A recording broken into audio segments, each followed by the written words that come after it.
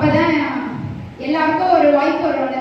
அது மாதிரி என்னோட சிஸ்டர் வந்து இது வெயிட் லாஸ் மட்டும் இல்லை, நீ கண்டிப்பா உன்னோட ஹெல்த்துக்காக வந்து நான் வெயிட் லாஸ்ன்னு சொன்னா நான் கண்டிப்பா போயே இருக்க மாட்டேன். ஒன் டைம் மட்டும் வான்னு சொல்லி ரொம்ப கம்பல் பண்ணி கூட்டிட்டு போனாங்க.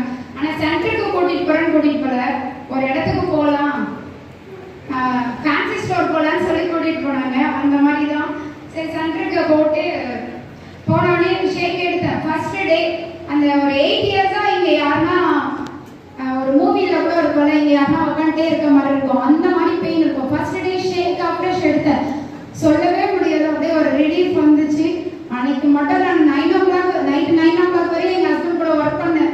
பேய் மாதிரி ஒர்க் பண்ணேன்னா பாருங்க, அந்த அளவுக்கு எனர்ஜி வந்தது. நெக்ஸ்ட் டே நானே சென்டர் சீக்கிரமா போயிட்டு என்னோட அசோசியேட் செமினார் பார்த்து 2 hours காசு ரெடி பண்ணேன். ஏன்னா அந்த அளவுக்கு ஒரு ஈகர், எனக்கு அந்த அளவுக்கு ரிசல்ட் வந்து கிடைச்சது.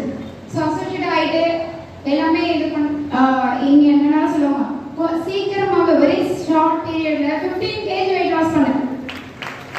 ஷார்ட் அடிக்கடி சொல்லுவாங்க நம்மளோட ரிசல்ட் வாவ் ரிசல்ட்டா இருக்கணும். என்னோட ரிசல்ட் எப்படி இருக்கு?